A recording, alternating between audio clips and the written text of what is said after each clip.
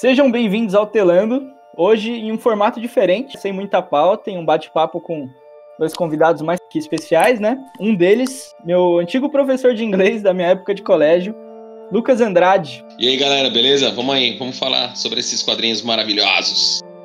E também com Lucas Oliveira, amizade aí também iniciada e trazida desde o colégio. Fala, galera, belezinha? Vamos aí bater um papo, né? Então, vai ser meio complicado de se direcionar a conversa aqui, até porque são 3 Lucas na mesma conversa.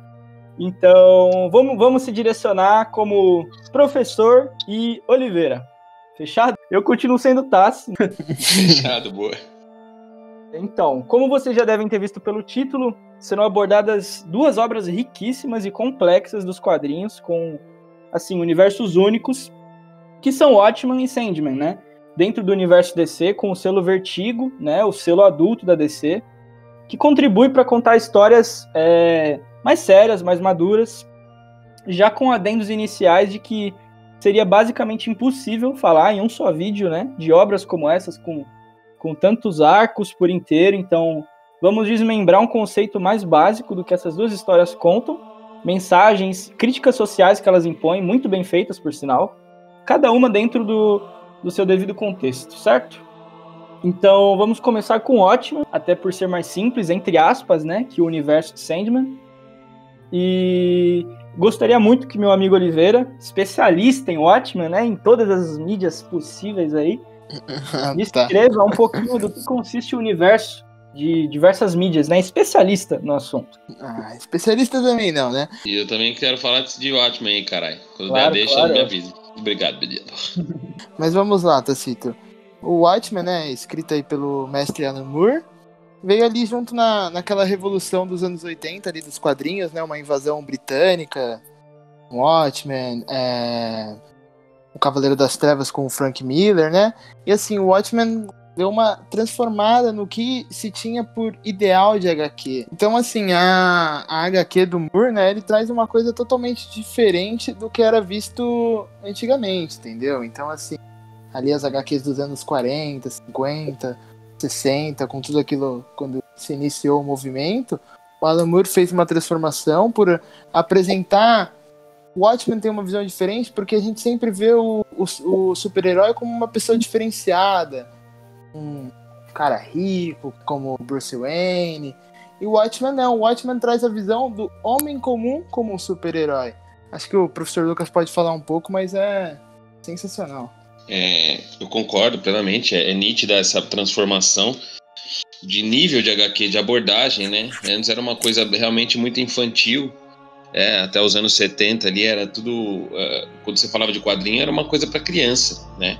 E como ele citou muito bem, essa questão do Cavaleiro das Trevas, né? Foi um marco e o Watchmen vem nessa onda, vem nesse movimento de renovação, vamos dizer assim, de revolução nas HQs, né? E como ele disse, é uma nova abordagem do conceito de herói. Ali acho que fica mais claro e evidente o conceito de anti-herói, que é o herói sem ser o herói bonzinho, né? É o herói que bate, é o herói que mata, é o herói que se vinga.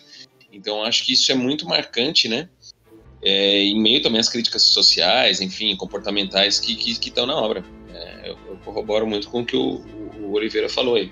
Certo, eu tenho mais do que certeza que foi uma visão que eu, por exemplo, fui um público que chegou primeiro à obra pelo filme do que pela HQ, né? Eu conheci a HQ através do filme, que por sinal eu achei muito bom a adaptação do Zack Snyder, né? Que desde 300 traz aí para o cinema diversas adaptações dos quadrinhos e ele praticamente retira as imagens das páginas para a tela, né? Ele é muito fiel mesmo às representações que ele tenta fazer, apesar que tenha diferenças de roteiro, né?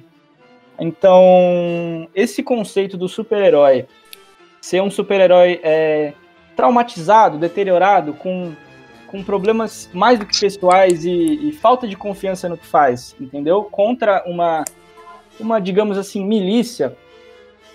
Eu queria já até dar a deixa pro professor aqui com uma pergunta, se ele acha que esse método narrativo do Watchmen prejudicou a obra em algum sentido na época, porque Cavaleiros das Trevas, que vocês citaram, por exemplo, claro que indiretamente ele tem toda aquela temática, né, da Guerra Fria, da época da Guerra Fria, mas não como algo de grande relevância para a trama.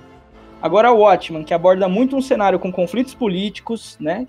Discussões de tolerância, liberdade, que é uma obra direcionada mais para o público adulto. Na opinião de vocês, atrapalhou ou ainda atrapalha na repercussão da obra nesse cenário dos quadrinhos, que naturalmente é mais infantilizado, como o professor citou aí? Ou naquele momento a chave da mudança já estava girando para esse lado mais maduro de se contar boas histórias, digamos assim? Sim, não, eu acho que não influenciou de forma negativa de jeito nenhum, muitíssimo pelo contrário. É o que a gente estava falando, é o grande ponto de virada, é o que fez o adulto, é o que fez a pessoa de alguma forma intelectualizada, ou que via os quadrinhos como subliteratura ou apenas entretenimento, enxergar de uma nova maneira para as HQs. Né, o Watchmen é a única HQ que ganhou um prêmio de literatura, né, na Grã-Bretanha. Ele é considerado pela revista Time uma das 100 maiores obras da história, a única HQ. Então, muito pelo contrário, ela ajudou a transformar o conceito de quadrinho. Então, por abordar questões sérias, enfim, eu acredito que ele vai muito nesse sentido, de trocar o conceito, de ajudar a trocar o conceito de que é quadrinho. Concordo até plenamente com o que o professor disse, porque se pegarmos naquela época, pessoas tinham medo da Guerra Fria. O contexto de Watchmen mostra um mundo muito polarizado e com, a todo momento, uma tensão de estourar um grande conflito entre as duas potências da época. Então, assim, o Watchmen caiu como uma luva, assim, caiu certinho pro momento e foi o que fez essa virada de chave que o professor comenta, sabe? E eu só aproveitando também esse comentário, existiu, eu acho que acredito, o caminho inverso também, porque se você for analisar, a partir de Watchmen e de obras como Monstro do Pântano e obras mais adultas, vamos dizer assim, nesse contexto, tudo iniciado, como disse o Passos, pelo Cavaleiro das Trevas, obrigou a DC a fazer o selo Vertigo, como você disse na introdução. Aí ocorreu o movimento inverso. Então, crianças meio que passaram a ser tolhidas de ler algumas obras, porque elas tinham um conteúdo muito pesado. Então, não tem um contexto de bonzinho ou malvado. Não. Eu acho que isso deu um tapa na cara de todo mundo que lia, por exemplo, o Superman, que só tinha conhecimento de Batman, Superman, algo muito mais flexível de se trabalhar e que com uma metodologia complexa, né? É muito bizarro. Então, exatamente. A abordagem mudou, né? A valorização do anti-herói, do termo que o americano gosta muito de usar, o vigilante, né? Que é o vigilante, é o cara que faz justiça com as próprias mãos, é o cara independente. O mais perto que se tinha disso era o Batman. O Batman sempre foi um cara, mesmo na época pré-Cavaleiro das Trevas, ele era um cara que já atuava mais de uma forma independente da Liga da Justiça, ele era mais na dele, mas ele não tinha uma pegada tão violenta, agressiva e implacável, né? Então ele sempre lutou contra a vontade dele de matar o Coringa, por exemplo. E isso em Watchmen é totalmente quebrado. O Rorschach sai matando, jogando óleo quente na cara das pessoas. Então é basicamente isso, sim. Aí sentar na cabeça. Então, né, Tassi, vamos lá. Alguns pontos interessantes, né, de diferenças da HQ do Moore para a adaptação do Zack Snyder, é que, assim, na HQ, o relógio é do pai do Dr. Manhattan, né? O pai do Manhattan é relojoeiro, e no filme o Snyder apresenta como se fosse o relógio da namorada, e ele fica preso dentro da máquina e acontece toda a transformação do Manhattan. Tanto que na série, né, o Lindelof traz isso de volta, porque querendo ou não, é um detalhe sutil, mas que faz ali uma grande referência, uma parte importante, querendo ou não, da obra. Mas é inevitável comentar nesse contexto que, para mim, na minha humilde opinião, de tudo que eu já assisti de adaptação, Watchmen é a mais fiel aos quadrinhos, obviamente com as adaptações que o próprio Oliveira aí citou. Mas ela é a mais fiel, né? Você pega, por exemplo, o Constantine lá com Keanu Reeves. Pô, é um bom filme, mas assim, deturparam praticamente toda a história do personagem dos quadrinhos, né? E o Watchmen, para mim, é um exemplo perfeito de adaptação e com estilo, né? Dando o próprio estilo do Snyder, como o Tassi falou, ele tem todo um estilo que vem dando certo, né?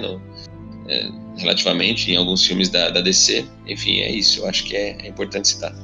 O Watchmen sempre foi um HQ que se teve muita resistência contra uma adaptação, e é como o professor disse, o Watchmen é como se fosse perfeito. É isso aí, acho que deu pra gente abordar legal todo o tema dessa obra que já decorreu diversos tipos de mídia, e partir para a próxima, né, que é igualmente fascinante e tão complexa quanto, muito mais, por sinal, na minha opinião, que é Sandman, né, lançada aí inicialmente em 1989 por Neil Gaiman, que foi um visionário, até porque ele apresenta o personagem Sandman, mais conhecido como Sonho, né, que tem um conceito vindo do folclore europeu, né, a palavra Sandman, mas que já foi reconhecido em diversas culturas ao redor do mundo, inclusive no Brasil também, né? Ele é o famoso João Pestana. Teria a função de fazer com que crianças durmam e sonhem, né? Jogando areia mágica nos seus olhos e justificando aquela coceirinha que a gente sente quando a gente tá com sono, quando o olho começa a pesar, né? E dizem até que a remela de canto de olho quando a gente acorda é consequência dessa areia mágica do Sandman.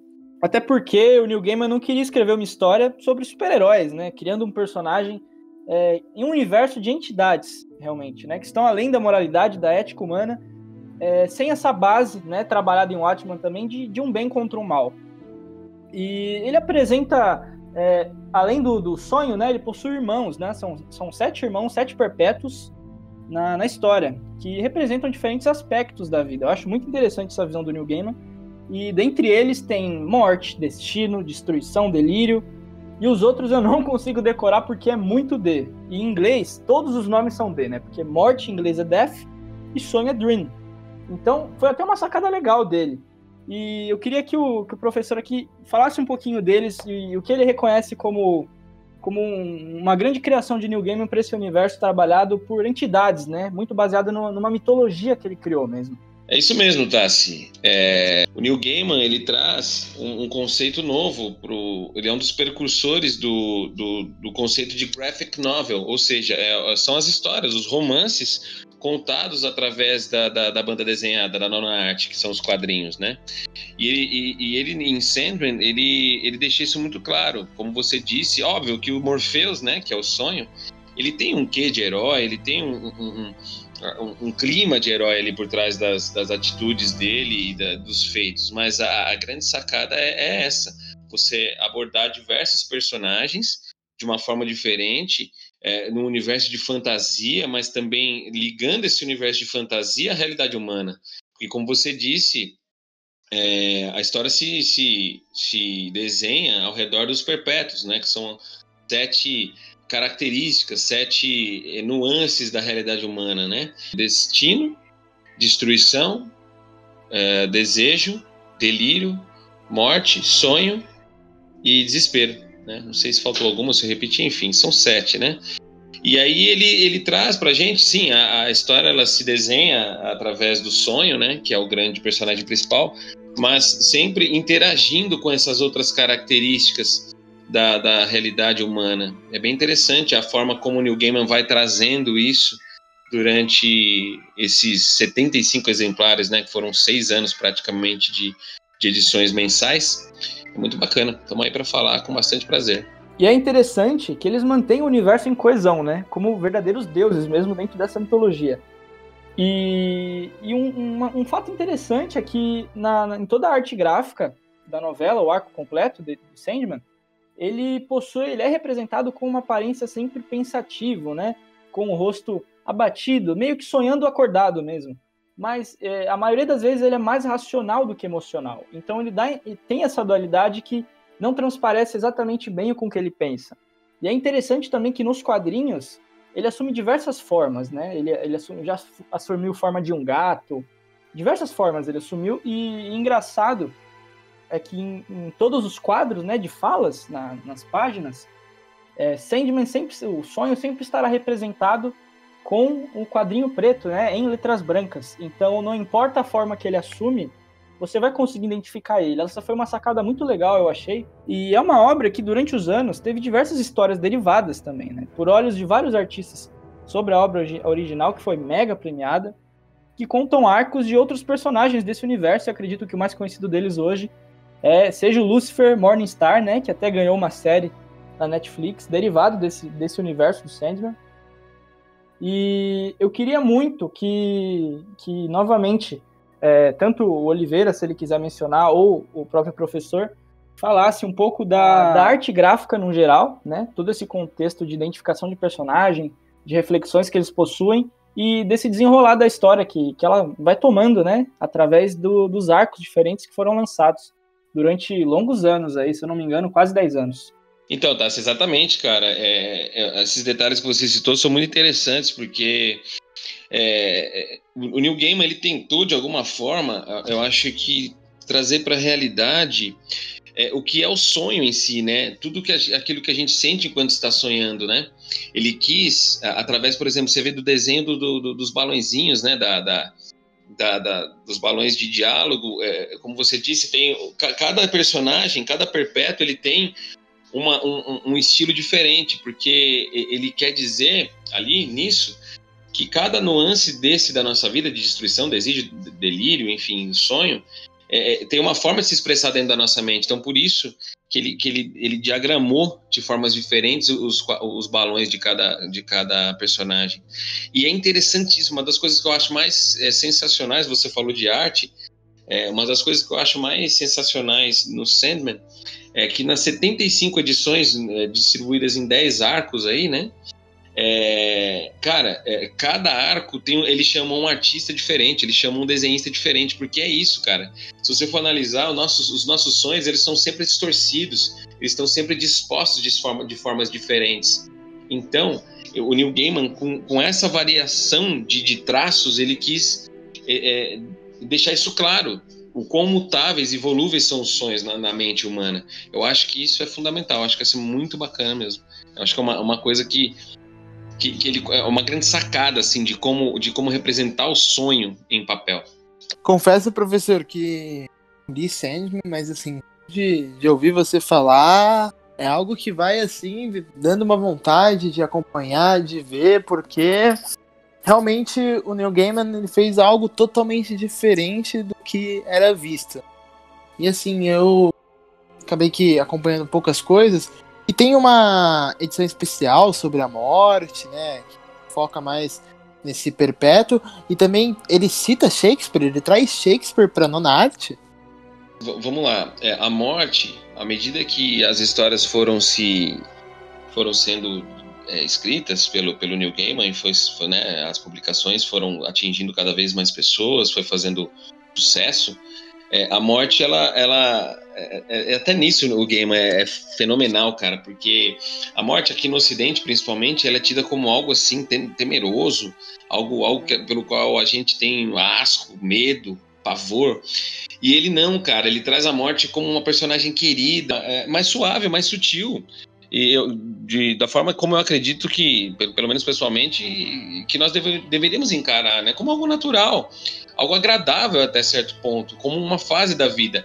E tudo isso ele traz com a forma como a qual ela se comporta, os diálogos em que ela aconselha Sandman, que é o Morpheus, as formas que ela intervém, até as formas como ela vem recolher as pessoas. É o grande encontro dela com os seres encarnados. Então isso é muito bacana, cara. E por que eu tô falando isso? Exatamente para ir ao encontro daquilo que o Oliveira perguntou. Ela ficou famosa, ela ficou muito querida pelos leitores. E aí o Neil Gaiman ele começou a escrever algumas histórias paralelas sobre a morte. E aí compilou-se, né, nesse capa dura que o Oliveira citou, existe uma edição só da morte, compilou-se as historinhas, né, que ela tá envolvida da HQ Sandman, e mais essas que foram escritas só por ela, né, para ela mesmo. E aí criou-se essa edição especial. E sobre Shakespeare, cara, é muito louco, cara, que ele em alguns momentos ali, mais especificamente em dois fascículos, né, em 2 edições de Sandman, ele traz um diálogo muito interessante, cara, do William Shakespeare ainda jovem, sem noção do que ele se tornaria para a dramaturgia, né, a nível mundial, enfim. E ainda muito sonhador, olha, interessante, muito sonhador com o que poderia alcançar. E aí, sem dar spoiler, Morpheus ele interage de uma forma com William Shakespeare, para fomentar esse sonho, para fomentar esse desejo dele, né? Também, ó, desejo entrando nessa jogada, para fomentar esse sonho que ele tinha de ser o dramaturgo, né? E sem saber o que ele ia se tornar. E eles tratam ali da obra Sonho de uma Noite de Verão, misturando ali os conceitos do Neil Gaiman com o próprio William Shakespeare. É muito legal, é fantástico, bacana mesmo. Esse conceito eu acho sensacional, porque como o sonho é o responsável pelas nossas inspirações enquanto a gente dorme, as nossas visões, e ele é o responsável porque, pelo que eu vi, ele tem uma biblioteca imensa, né, no seu reino, como entidade, de ideias e conceitos que ele pode aplicar na mente humana. Então, diversas celebridades e curiosidades que foram impostas sobre a história humana, elas são, consequentemente, causadas pelo sonho que instiga, né, essa sinapse na mente das pessoas, como Shakespeare, como, quem sabe, Leonardo da Vinci, Albert Einstein, né?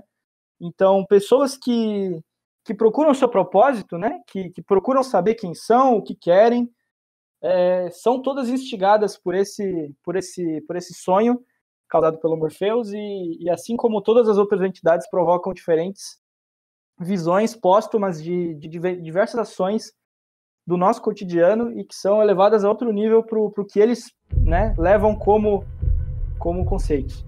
Então, professor, eu estava olhando aqui agora o nome dos arcos e achei super interessante, né? Nós temos o Prelúdios e Noturnos, A Casa de Bonecas, Terra dos Sonhos, Estação das Brumas, Espelhos Distantes, Um Jogo de Você, Convergência, Vidas Breves, Fim dos Mundos, Entes Queridos, Despertar e Exílio.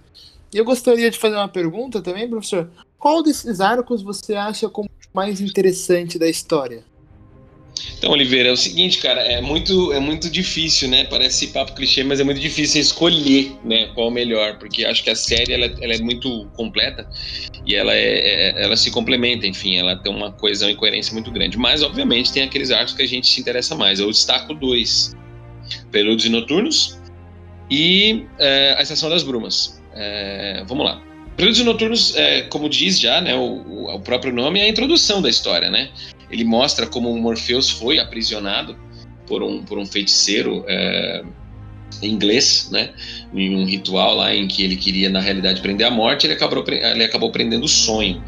E ali se desenrolam as situações iniciais, né?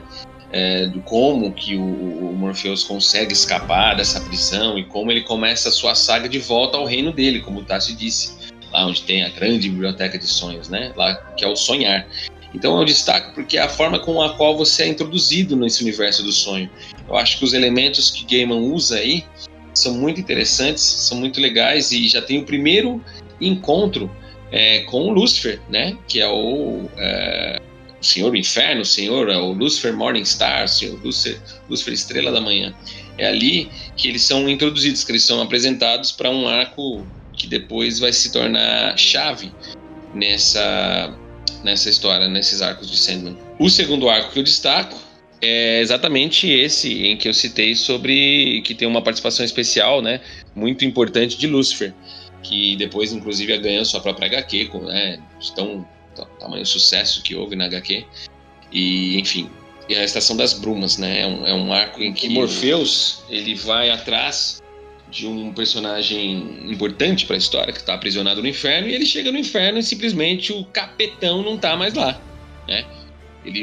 O Satanás... É você, Satanás!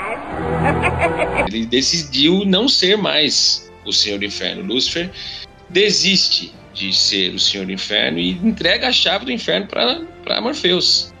Cara, você imagina a responsa do cara herdar a chave do inferno. Imagina a quantidade de galera que queria aquela chave do inferno para si própria, para tomar conta lá do subsolo da existência. Então é muito legal, cara. Aí começa a rolar uma espécie de conclave ali, uma espécie de convenção entre entidades das mais variadas para ver qual é digna de herdar a chave do inferno. Eu acho sensacional, muito bacana. Então, professor, é até interessante, né, esse ponto que você coloca, de como o Gaiman trata o inferno, Porque na sociedade ocidental, até como você comentou no começo, existe muito esse negócio do dualismo, ai, o inferno, ai, o céu. Então, assim, o Gaiman traz assim, ó, vamos lá. Será que as coisas são dessa maneira? Será que as coisas são ruins? Como são as coisas? É o que você fala. Ele entregando a chave pro Orfeus e tal, toda essa competição, então é muito interessante se ver. Então, tá, se assim, cara, pra ser bem sincero, eu li a obra 2 vezes, né? Eu acho que cada vez que você lê Sandman ou qualquer outra obra, você tem uma visão diferente, você percebe coisas que você não tinha pegado, detalhes. E Sandman é uma obra, cara, que, na minha opinião, de tudo que eu já vi, li ali, ela é uma obra que merece uma análise, né? Uma análise de cada pormenor, e eu ainda pretendo fazer isso, não fiz, mas eu consigo indicar um canal, se a galera quiser acessar, chama Pipoca Musical. A Raquel Moritz fez um trabalho maravilhoso, magistral, ela destrinchou cada um dos arcos de forma muito detalhada e muito, muito racional. Fica aí a dica para quem quiser se aprofundar mesmo no universo de Sandman. Bom, e nisso a gente vai encerrando, né, com essa recomendação do professor. E são 2 obras aí para quem gosta de literatura, quiser dar uma chance no seu tempo livre, algo mais diferente, que sem dúvida não vai se arrepender do que você vai consumir, sem dúvida nenhuma. Dê uma chance, vai que você gosta. São 2 obras assim mega premiadas e que intercalam diversos universos, culturas e críticas sociais aí para o nosso dia a dia em forma de entretenimento, tá certo? Então, vamos encerrando aqui esse quadro. Se vocês gostarem, a gente faz uma continuação aí sobre outro tema. E a gente vai se despedindo aqui, tanto o professor quanto o Oliveira, aqui, os 2 convidados do dia.